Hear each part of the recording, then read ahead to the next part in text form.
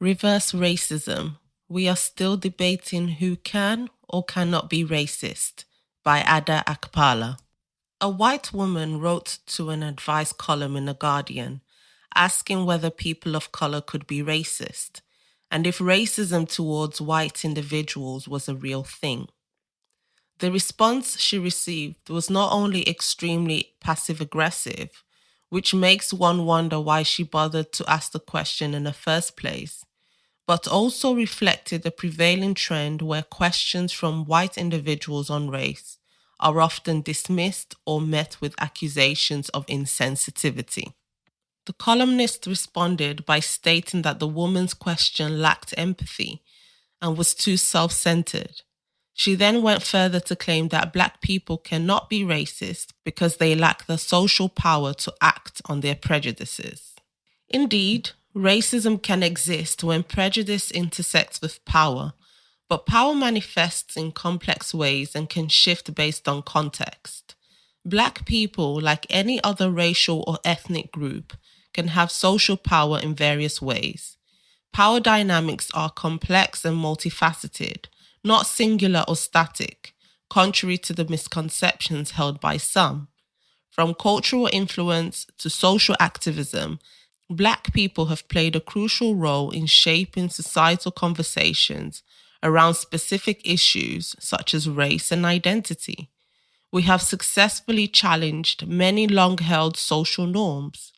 Black individuals possess significant social influence to the extent that others often attempt to leverage the Black struggle to legitimize their own specific causes. To assert that Black people have absolutely no social power is dishonest, and it's a wonder why some individuals insist on denying this reality.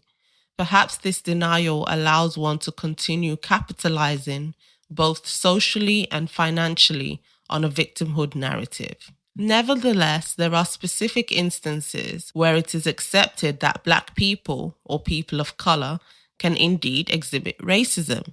Quoting a recent article by writer Michael Deacon, the notion persists that non-white people cannot be guilty of racism, except in one very specific circumstance, when the non-white person is a conservative. According to Deacon, since progressives argue that all conservatives are racist, it implies that non-white conservatives must be racist too, and in fact, the most shocking racists, as they are seen to betray their race to fit into or appease a white system. It's utterly bizarre that there are still arguments about who can or cannot be racist. Employing the rigid and often dishonest notion of power dynamics, it becomes evident that such ideas are manipulated as tools, distorting definitions to align with specific agendas. What is even more disconcerting is the perpetuation of the false belief that only white individuals can be racist, which continues to establish an environment where discrimination and racism against white people are wrongly justified. This misguided belief frequently results in the adoption of separate and exclusionary policies or the endorsement of segregationist practices, all masquerading as efforts to redress so-called societal imbalances. If racism is defined such that white people alone can be perpetrators, that provides cover for manifestations of discrimination, oppression, or abuses targeting them. It creates a separate set of rules and a climate of division where attacking people for their ethnicity is condoned if those people are labeled privileged or oppressors. Racism in any direction should be condemned, not excused through faulty rationale. The notion that people of color cannot be racist inherently denies their full autonomy and humanity. Portraying minority ethnic groups as fundamentally incapable of racism promotes an infantilizing view of people of color and removes their moral agency. Racism in any direction should be taboo. Compartmentalizing entire racial groups as either helpless victims or inherently racist villains is both factually dubious and ethically questionable.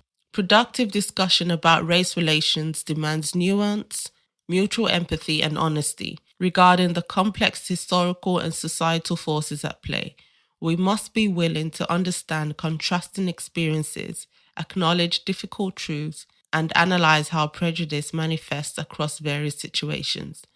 Seeking consistency in our ethical principles often requires moving past selective ideological positions or viewing such dialogues as competitions where one side wins at the other's expense. Racism lies on a spectrum and stems from complex social dynamics between all ethnic groups.